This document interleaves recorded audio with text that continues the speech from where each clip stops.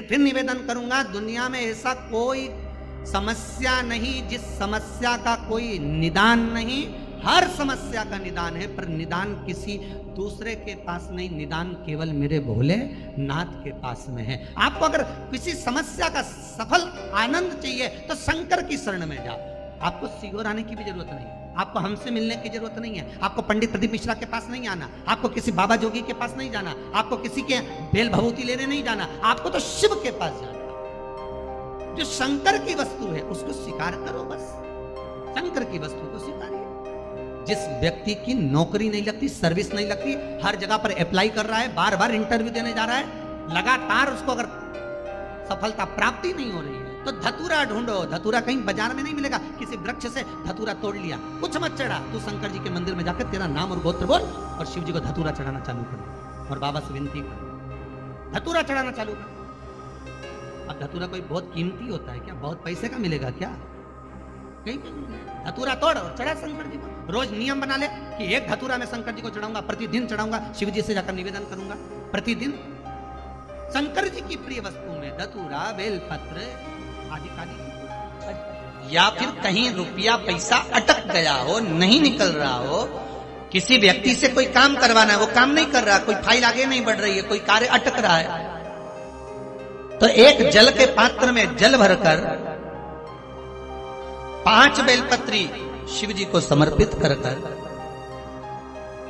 कुंदकेश्वर महादेव का नाम लेकर एक सफेद पुष्प बेलपत्री के ऊपर जो शिव जी को चढ़ाई है उस पर समर्पित कर जल जो लेकर गए हो, अपनी उस कामना को कर कि मेरा ये कार्य अटक रहा है, ये कार्य नहीं हो रहा, कुंदकेश्वर महादेव का नाम लेकर धीरे धीरे जल की धार चढ़ाइए। और एक बात हमेशा याद रखना, फिर निवेदन कर रहे हैं, अच्छे से समझ लेना, शंकर जी पर जब जल चढ़ता है, शिव जी का जब अभिषेक होता है, शंकर जी पर जब जल चढ़ाया जाता है, दूध चढ़ाओ, जल चढ़ाओ, कुछ भी चढ़ाओ, पर एक बात का स्मरण अपने जीवन में होना कि इतने ऊपर से मत चढ़ाना कि जल चढ़े और छींटे आपके ऊपर।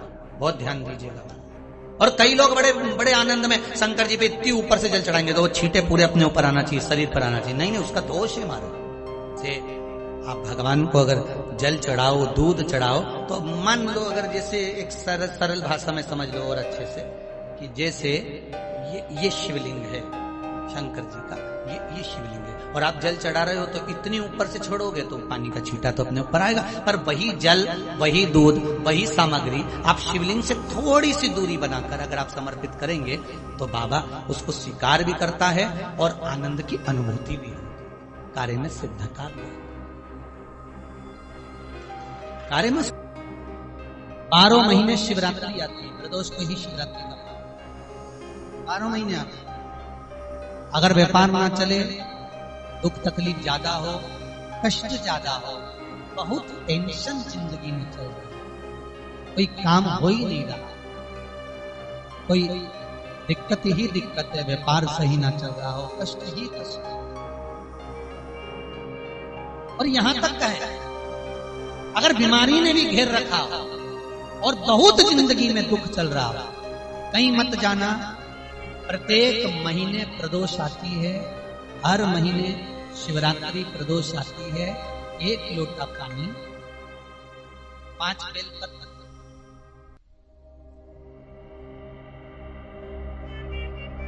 5 बेलपत्र, 1 शमी पत्र,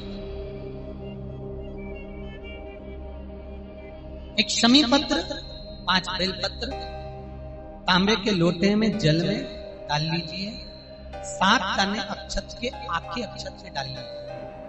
और प्रदोष काल में, प्रदोष काल जो शाम का समय होता है, प्रदोष काल में भगवान शंकर के मंदिर जाकर पांव में चप्पल पहनकर ना जाइए, घर में घी का दिया लगाकर कलश लेकर शिव के मंदिर में चले जाइए।